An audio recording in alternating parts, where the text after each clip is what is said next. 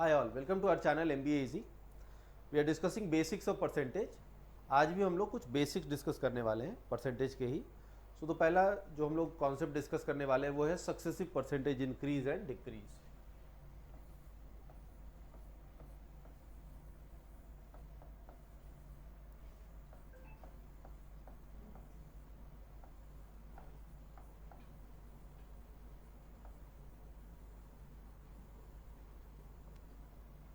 Discussing successive percentage change.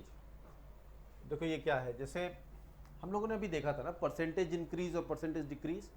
पिछले video में percentage increase अगर x% से करना है तो मैं 1 + x/100 से मल्टीप्लाई करूंगा. परसेंटेज डिक्रीज अगर मुझे करना है x% से तो मैं 1 - x/100 से मल्टीप्लाई करूंगा. And 1 + x/100 and 1 - x/100 can be dealt in both decimal form and in fraction form. We have to take a call whether which way to go depending on the value that is given. Sometime it is better to use decimal, sometime it is much more comfortable to use fractions instead of decimal and percentages. So that call you have to take you have to take depending on what kind of values they have given in the question. Anyway, we are today going to discuss another thing which is successive percentage change. वहाँ पे एक ही बार change होता था percentage increase या decrease. यहाँ कई बार percentage increase और decrease होगा. जैसे मान लो कहता है प्राइस ऑफ एन आइटम. एक एग्जांपल से समझते हैं. Price of an item is successively changed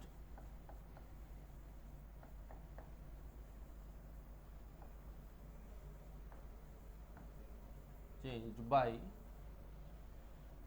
20% plus 20% minus 10% and plus 30%. Suppose price of an item is successively changed by 20% minus 10% and 30%. तो नया प्राइस बताइए. सो मान लेते हैं कि पहले का प्राइस P है, तो P will now become how much. तो बेसिकली कहने का ये मतलब है कि पहले आप उसको 20% से बढ़ाओ एंड देन जो अमाउंट आएगा बढ़ा हुआ प्राइस, उस बढ़े हुए प्राइस को 10% से डिक्रीज कीजिए और फिर जो प्राइस आएगा उस प्राइस को फर्दर आप 30% से इंक्रीज कीजिए. सो सक्सेसिव का मतलब होता है एक के बाद एक, one after the other. So पहले 20% से इंक्रीज करना है तो I multiply P with 1.2. We have seen this 20% increase means you have to multiply by 1.2. 23% increase मतलब 1.23. 23% डिक्रीज मतलब कितना हो जाएगा 0.77. 1 - 0.23. 30% increase means 1.3. 30% decrease means 0.7. 40% increase means 1.4. 40% decrease means 0.6 like that. So 1.2. और फिर 10% का डिक्रीज है तो अब जो मल्टीप्लाई होगा वो कितने से होगा 0.9. अगर इंक्रीज होता तो 1.1, डिक्रीज है तो 1 - 0.1 विच इज 0.9. एंड देन 30% का डिक्रीज है, इंक्रीज है तो ये कितना हो जाएगा 1.3. सो सक्सेसिव इंक्रीज या चेंज का मतलब यही होता है. ये 1 by 1 you have to multiply. हमें पता है इंक्रीज होगा तो मल्टीप्लिकेशन फैक्टर x% इंक्रीज होगा तो मल्टीप्लिकेशन फैक्टर 1 + x/100 होता है. x% का डिक्रीज है तो मल्टीप्लिकेशन फैक्टर 1 - x/100 होता है. तो जैसा कह रहा है उस हिसाब से करते जाएंगे. सो 20 है तो 1 + 20/100 विच इज 1.2. डिक्रीज है तो 1 - 10/100 विच इज 0.9. 30% का इंक्रीज है तो 1 + 30/100 which is 1.3. So this is actually 1 + 20/100. This is 1 - 10/100 and this one is 1 + 30/100. So I hope you got the idea. इसमें हम 2, 3, 4, 5 कितने भी सक्सेसिव इंक्रीज कर सकते हैं. हर बार आपको कोरेस्पॉन्डिंग मल्टीप्लिकेशन फैक्टर से मल्टीप्लाई कर देना है 1 + x/100 और 1 - x/100 जितने परसेंट का इंक्रीज या डिक्रीज है उसके हिसाब से. ठीक है, very simple idea, nothing difficult to understand here. अब इसमें एक और बात समझो कि कभी कभी क्वेश्चन में दो ही सक्सेसिव इंक्रीज या डिक्रीज देता है तो उसके लिए कभी कभी एक फॉर्मूला भी होता है. I am not saying that you mug up this formula, but in some questions this formula will be used very beautifully. ऐसे भी कर सकते हैं बट ऐसे में थोड़ा टाइम ज़्यादा लगेगा. कभी कभी वो फार्मूला यूज़ करने से हमारा टाइम और एफर्ट कम लगता है, इसलिए हमें वो फार्मूला ध्यान में रखना चाहिए. हालांकि ये मैंडेटरी नहीं है. मैं हमेशा कहता हूँ कि there is nothing, absolutely nothing to memorize here. In CAT it all depends on how much practice you have done and how grounded you are in, how deeply grounded you are in your basics. So I am not suggesting you to or advising you to memorize formula, but अगर आपको ध्यान में रहता है by application तो आपको exam में वो हेल्प करेगा. जैसे मान लो ये फॉर्मूला क्या कहता है कि to successive changes of, formula says the two successive changes of A% and B% is equivalent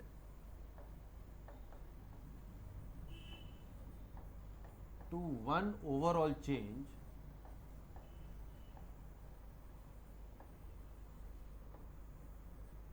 of A plus B plus AB by 100%. ऐसा कहता है two successive changes of A% and B% is equivalent to one overall change of A plus B plus AB by 100%. But remember, this formula holds good only when there are two successive changes. If there are more than two successive changes, this formula won't work, or you'll have to make it work in steps, in several steps. You can't do it in one go. So इससे अच्छा है कि मैं ऐसे ही चलूँ, but कुछ question ऐसे हो सकते हैं जहाँ पे ये वाला मेथड आपको हेल्पफुल होगा, इसीलिए मैं कह रहा हूँ कि ध्यान में रखो. कभी कभी very few questions you will find this method to be better than this one. Okay, it's just for those question that I am spending some time discussing this. अब जैसे समझो, एक एग्जाम्पल लेके समझते हैं, है ना. जैसे मान लो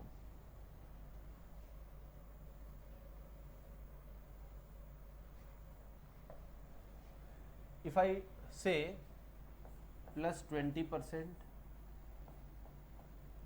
and plus 25%,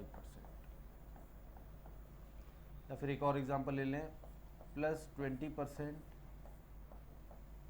एंड माइनस 10%,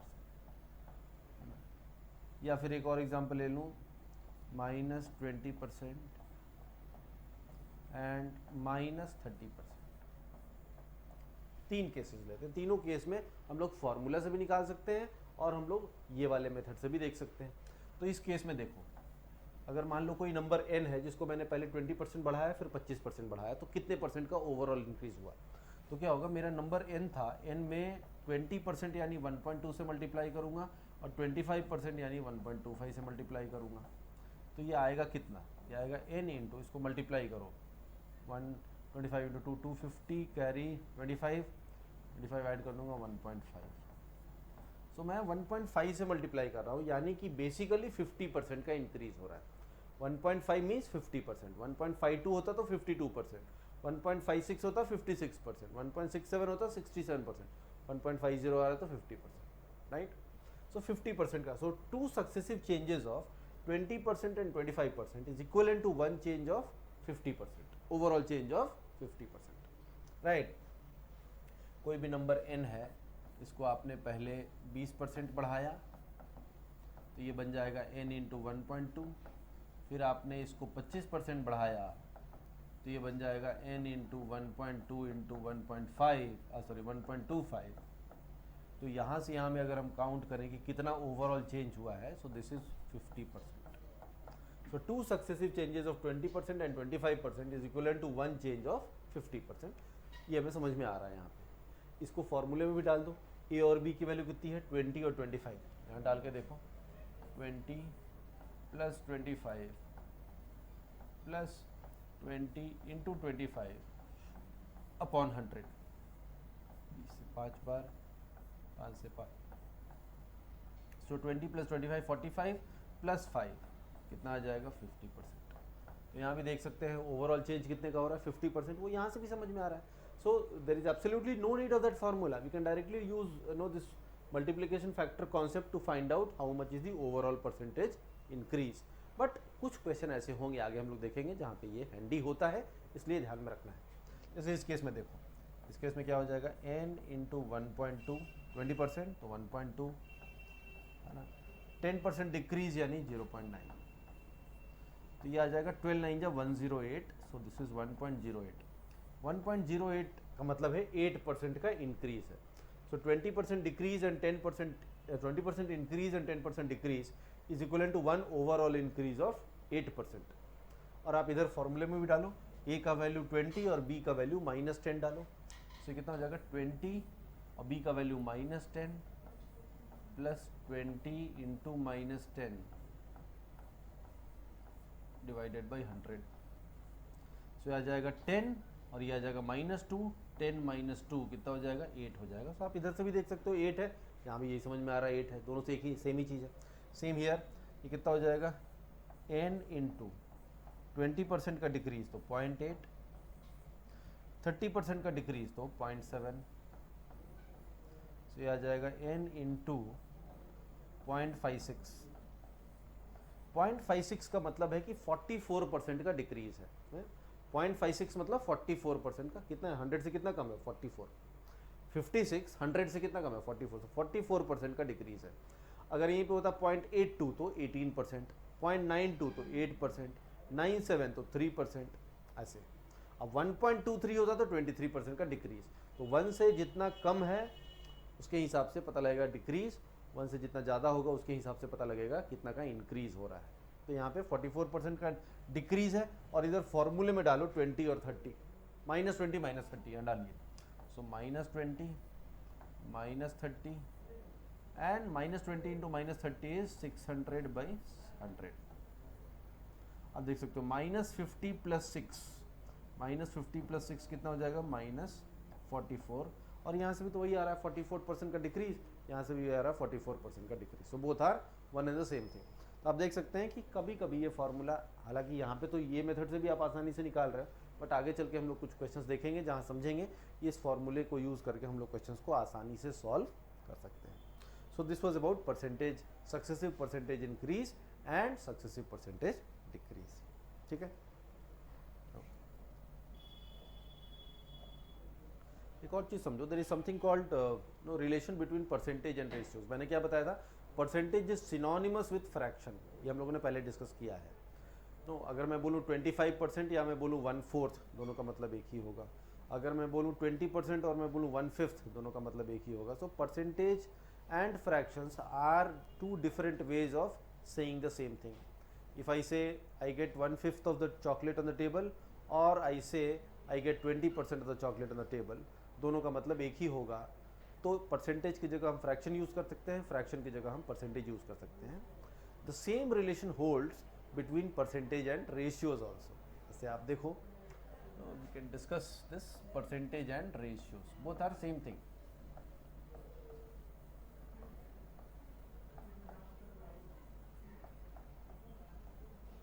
है ना, जैसे कि एग्जांपल लेता हूँ। हाँ, तो मान लो कि ए का सैलरी है 5000 रुपीज़, ए का सैलरी है 5000 रुपीज़, और बी की सैलरी है 6000 रुपीज़। बी की सैलरी है 6000 रुपीज़, है ना। अब अगर मैं ये कहूँ कि सैलरी ऑफ ए या salary of B, salary of B is 20% more than salary of A, ये तो दिख रहा है ना। बी की सैलरी ए की सैलरी से 20% ज़्यादा है कि नहीं 20%। इसका इस 5000 को 20% बढ़ाओ, 5000 को 20% बढ़ाओगे, यानी किससे मल्टीप्लाई करोगे 1.2 से, 1.2 से मल्टीप्लाई करोगे तो कितना आ जाएगा 6000। यानी कि 5000 से 20% ज़्यादा क्या है 6000, जो कि बी की सैलरी है। यानी बी की सैलरी ए की सैलरी से कितनी है 20% ज़्यादा है। हमने ऐसे भी निकालने को बोला था ना, आपको क्या करना है, ए बी ए से कितना परसेंट ज़्यादा है, कैसे निकाले थे, दोनों का डिफरेंस लीजिए, कितना ज़्यादा है 1000 ज़्यादा है, और बी का सैलरी ए से कितना ज़्यादा है, कंपैरिजन किससे है ए से, तो जिससे कंपैरिजन होता है वो बेस होता है, वो डिनोमिनेटर में जाता है। और ये फ्रैक्शन आया, इसको परसेंटेज में कैसे बदलेंगे 100 से मल्टीप्लाई करके, सो विल गेट 20%। तो आप यहाँ से भी देख सकते हो, एकदम बेसिक कैलकुलेशन करें तो भी समझ में आ रहा है कितना होगा 20% होगा। So I can say salary of B is 20% more than salary of A, तो बहुत ऑब्वियस है। और इसी चीज़ को मैं ये भी तो कह सकता हूँ ना कि ratio of salary of A and salary of B is 5:6। दोनों का मतलब तो एक ही होगा ना, ए और बी का सैलरी का रेशियो 5:6 है, या बी का सैलरी ए के सैलरी से 20% ज़्यादा है, दोनों का मतलब एक ही निकल रहा है। यानी कि हम परसेंटेज की जगह रेशियो यूज़ कर सकते हैं, रेशियो की जगह परसेंटेज यूज़ कर सकते हैं, परसेंटेज की जगह फ्रैक्शन यूज़ कर सकते हैं, फ्रैक्शन की जगह परसेंटेज यूज़ कर सकते हैं। So percentage, ratios and fractions are one and the same thing. they are just different ways of stating the same fact, same statement को, सेम चीज़ को, सेम नो फैक्ट को हम लोग अलग अलग तरीके से बता सकते हैं। रेशियोज़ के टर्म में भी बता सकते हैं, परसेंटेज के टर्म में भी बता सकते हैं, और फ्रैक्शन के टर्म्स में भी बता सकते हैं, है ना। तो आप समझ रहे हो ना, परसेंटेज और रेशियोज़ दोनों एक ही चीज़ को कहने का दो अलग अलग तरीका है। जैसे मान लो कि अगर मैं कहूँ कि ratio of income of A,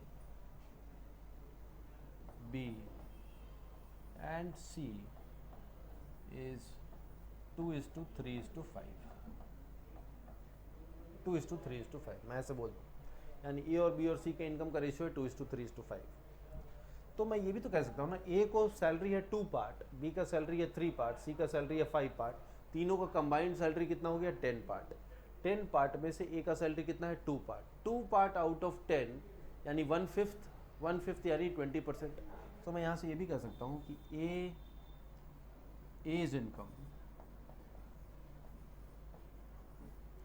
is 20% of combined income of A, B and C।